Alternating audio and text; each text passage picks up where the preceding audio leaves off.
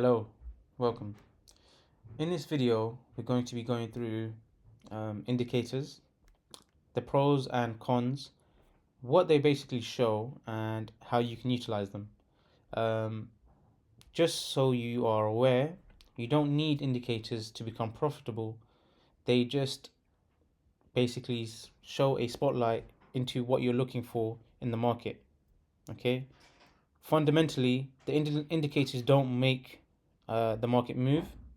They are just showing you what's underneath and just highlighting things for you. The indicator itself does not mean you'll become profitable. It's the risk management, the psychology, and your trade management that will end up inevitably making you profitable. So, to start off with, we'll go through EMAs. Now, with the EMA, I've shown a 200 line EMA. Now, what this shows you is the average movement of 200 candles. If I chose 100 candles, it will show 100 candles, yada yada yada. Now, when it comes to 200 EMA plus, what it does show you is the long-term trend of whatever chart time frame you're looking at. So in this instance, I'm looking at GU on the daily chart, and you can see that because it's above, I'm bullish, and you can see that it continues to ride. As soon as it goes below here, you can see that it starts to break down and it ends up being bearish, right? So this helps to aid by showing you should you be looking for buy setups or short setups. As you know, in the markets, the trend is your friend, so this helps you to identify the trend. What this does not do is tell you when the trend is over. Okay, that is something that you need to understand through market experience and understand when to sit out. Now, the pros for 200 EMA, it shows you the overall trend and the overall direction. The cons is it takes time to show you when it's changing the trend or when it's consolidating. On to the next EMA. Now, I'll go through the 100 EMA, which is this one. So, both of them are, well, you can say 200 EMA is the longer term moving average, and 100 EMA is like a shorter term. So, with 100 EMA, you'll be more prone to fluctuations in the market. However, this is when you can stack both of them to give you an entry. So, what I mean by that is you can see that the 200 and 100 cross over, and what that means is when they cross over is that the 200 is still maintaining its bullishness, while the 100 is now also being bullish. So anywhere alongside this gap, you can look to buy, right? You can see there's your nice little buy, maybe SL below here, or stop loss below here, and you can see you can just ride that trend, right? And you can maybe take it out here. Now, when it gets a bit difficult is when you're trying to do it in the market when you can see prices just like away from both the moving averages and it's changing direction, right? You can see it's below the moving average, so it's hard to tell what the overall direction is, right? You can see that it's close together. It's hard to tell. Usually, the way you want to trade it is you want both the lines to be not parallel, but close enough together, like so, and you want to trade the crossovers. That's usually when you have the most explosive moves to go in the direction that you can see. Okay, so for example, in this instance, you can see they were close together and it's crossed over here. So now here, I could potentially look for sales somewhere, and there would have been moved there, as you can see. Now, that's the 100 EMA. Now going on to the next EMA, which is the 50 EMA. You can see the shorter the EMA, the more prone it is to, what do you call it, market movements and breakouts. So now looking at the 50 EMA, you can see that there's more touch points in the market. So you could have used these as short-term not scalps necessarily, but short-term trade objectives or trades, you could say, in the overall market direction. So for example, 200 EMA, you're using it as your overall trend bias. Now within here, you can basically look for longs, right? You can see here, boom, long, shorts maybe below here, long here, tapped into here, stop loss below this blue line, long here, stop loss below the blue line, long here, stop loss below here.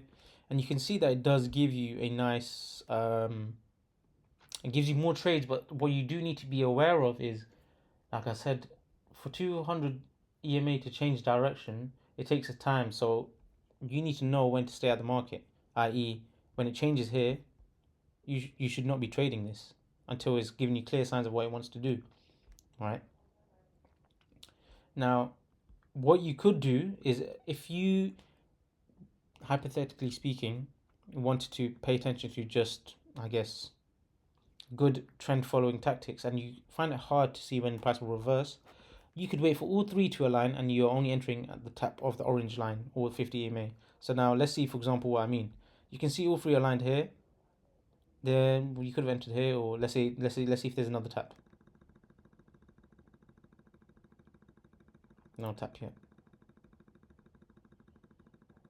You just need to touch it. Does it touch it? Come on.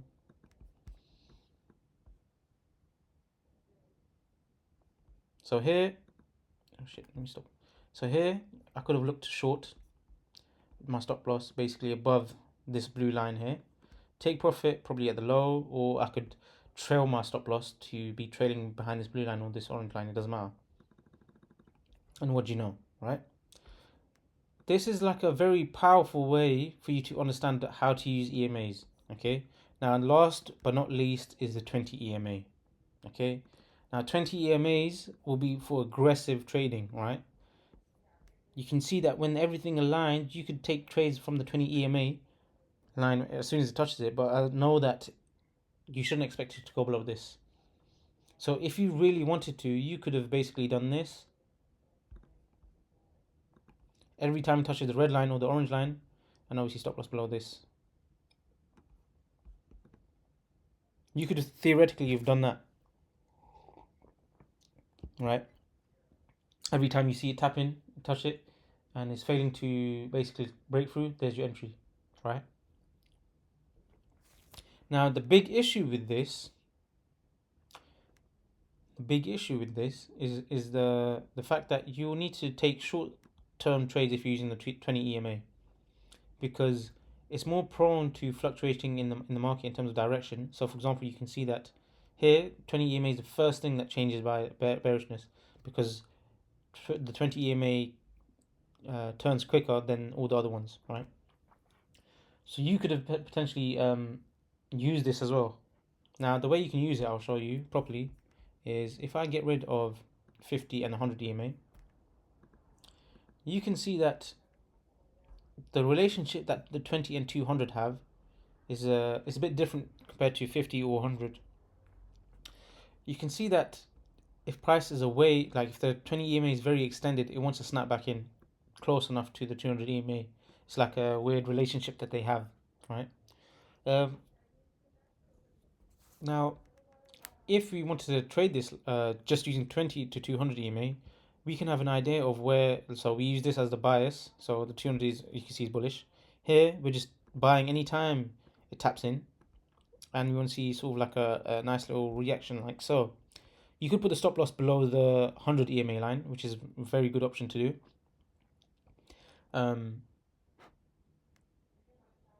But if you wanted to just use the 20 EMA, you'd have to put it between the below a swing low. Right. So now you can see another entry here. Stop loss will be below the swing low, and there's your move. You can buy here, but you get stopped out. Right. Here, let's say we can't be looking for any sells here because it's still above. We can only look for buys.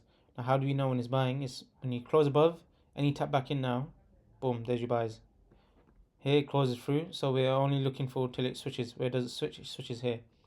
So where do we see a sort of like a reaction on this line?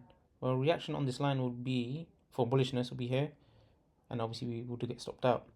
Now, as you can see, there would have been a lot of times you would have hit stop loss if you didn't know where to take your profit. If you was aiming at the high, as you can see, each of the highs, you'd have got stopped out. Now, this is pretty much the pros and cons of each EMA line. So for example, 20 EMA line, you get more trades, but you're also more prone to fake outs, and therefore you need to know when to stay at the markets. The 50 to 100 is perfect for people starting off, I would suggest, because when all three aligned, you know when to take your trades, right?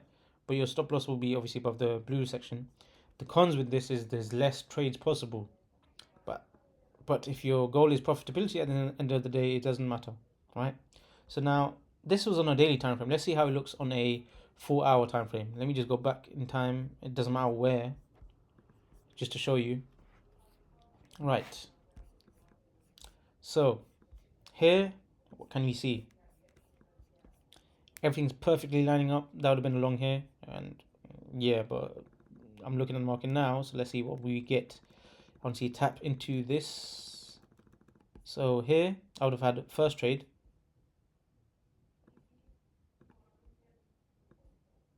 but that would have been stopped out, and that's fine.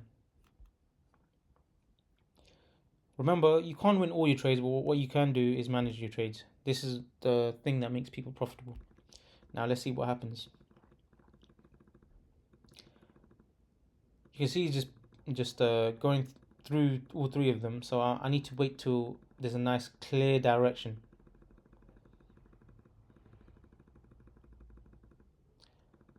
It looks like it'll be turning soon.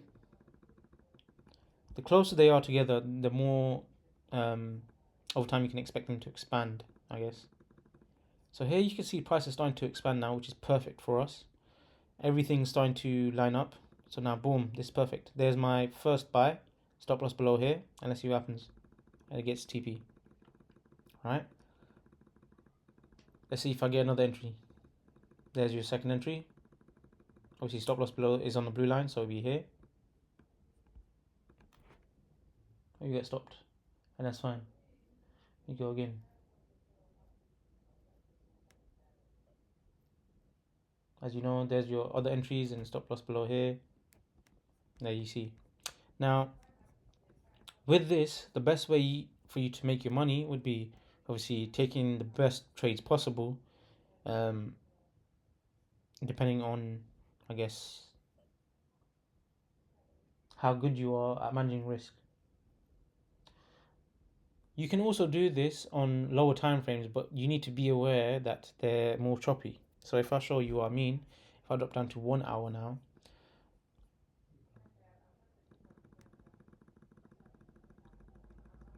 you can see that even if I buy here, you get way less success because the price goes in and out of trends on the 1 hour.